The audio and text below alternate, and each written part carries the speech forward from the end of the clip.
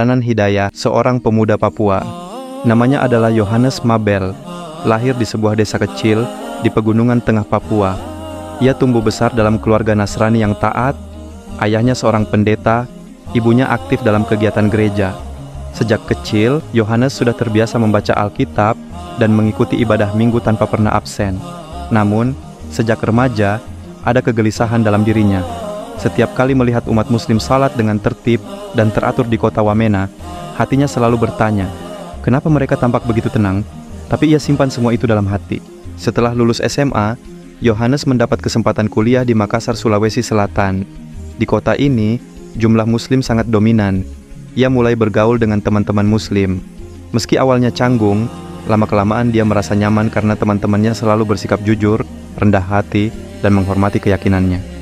Suatu hari, ketika sedang tinggal di kos, ia mendengar suara azan dari masjid dekat situ. Entah kenapa, suara itu membuatnya merinding. Bukan karena takut, tapi karena tenang. Sejak saat itu, ia sering diam-diam memperhatikan orang salat. Ada salah satu temannya, bernama Rizal. Suatu hari Rizal mengajaknya makan malam. Dalam perbincangan hangat itu, Rizal berkata, "Yohanes, kalau kau ingin tahu tentang Islam, aku bisa bantu. Tidak perlu masuk Islam, cukup belajar dulu." Kata-kata itu mengendap dalam pikirannya. Beberapa minggu kemudian, Yohanes mulai meminjam Al-Quran terjemahan. Ia membaca diam-diam di kamar kos. Awalnya, ia hanya ingin mencari tahu, tapi ia malah menemukan ayat-ayat yang menyentuh hati. Salah satu ayat yang paling membuatnya terdiam lama adalah, tidak ada paksaan dalam menganut agama Islam. Sesungguhnya telah jelas, jalan yang benar daripada jalan yang sesat. QS Al-Baqarah 256. Bagaimana mungkin kitab yang selama ini ia anggap menyesatkan, justru mengajarkan tidak ada paksaan. Setelah hampir setahun belajar Islam, Yohanes menghadiri kajian rutin secara diam-diam. Ia mulai mengerti apa itu tauhid, mengapa Islam melarang syirik, dan siapa Nabi Muhammad sebenarnya. Ia tak lagi melihat Islam sebagai agama Arab, melainkan agama untuk seluruh manusia. Namun, hatinya masih galau. Bagaimana dengan orang tuanya? Bagaimana dengan masyarakat kampungnya yang akan menganggapnya pengkhianat agama dan budaya? Setelah istikharah selama beberapa hari, ia mengambil keputusan yang sangat besar. Di pagi hari Jumat, pada bulan Ramadan, Yohanes datang ke masjid kecil dekat kampusnya. Dengan air mata, ia mengucapkan, "Asyhadu an la ilaha illallah wa asyhadu anna Muhammadan Rasulullah." Hari itu, namanya berubah. Ia memilih nama Yusuf Mabel sebagai pengingat akan kisah Nabi Yusuf yang juga terpisah dari keluarganya dan tetap teguh dalam iman.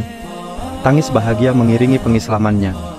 Teman-temannya menyambutnya hangat, tapi dalam hati Yusuf sadar, ujian baru saja dimulai. Setelah menyelesaikan kuliah, Yusuf memutuskan pulang ke Papua. Ia tahu, keluarganya pasti kecewa.